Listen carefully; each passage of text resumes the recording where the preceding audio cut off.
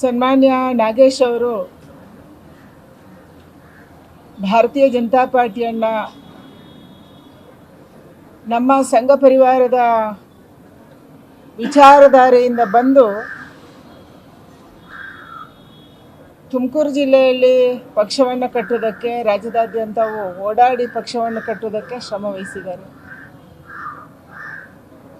ತಿಪ್ಟೂರಿನಿಂದ MLA ಆಗೋದು ಸುಲಭದ ಕೆಲಸ ಇರಲಿಲ್ಲ.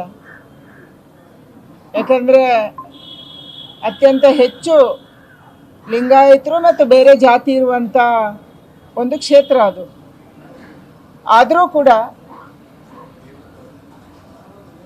ಜನರ ವಿಶ್ವಾಸವನ್ನು ಗಳಿಸಿಕೊಂಡು ಅಲ್ಲಿ ಓಡಾಟವನ್ನು ಮಾಡಿ MLA ಆಗಿ ರಾಜ್ಯದಲ್ಲಿ ಮಂತ್ರಿಯಾಗಿ ಒಬ್ಬ ಅನುರಾಗಿ ನಾಯಕರಾಗಿ ಅವರು ಮೂಡಿಸ್ಕೊಂಡ್ರು ಮತ್ತು ಒಳ್ಳೆಯ ಮಂತ್ರಿ ಅನ್ನುವಂಥ ಹೆಸರನ್ನು ಕೂಡ ಗಳಿಸ್ಕೊಂಡ್ರು.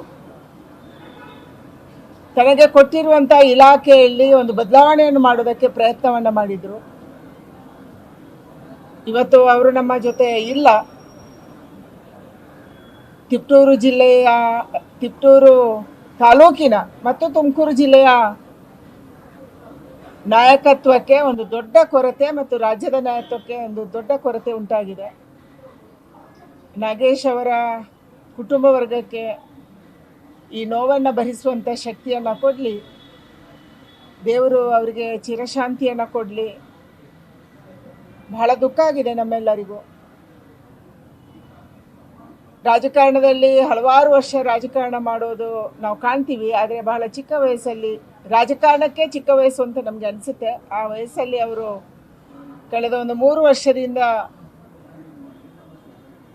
ನೋವಿನಿಂದ ನರಳ್ತಾ ಇದ್ದರು. ಆರೋಗ್ಯದ ಸಮಸ್ಯೆ ಉಂಟಾಗಿತ್ತು. ಇವತ್ತು ನಮ್ಮ ಜೊತೆ ಇಲ್ಲ. ಅದಕ್ಕಾಗಿ ಅವರ ಆತ್ಮಕ್ಕೆ ನಾನು ಚಿರಶಾಂತಿಯನ್ನು ಕೋರ್ತಾ ಇದ್ದೀನಿ.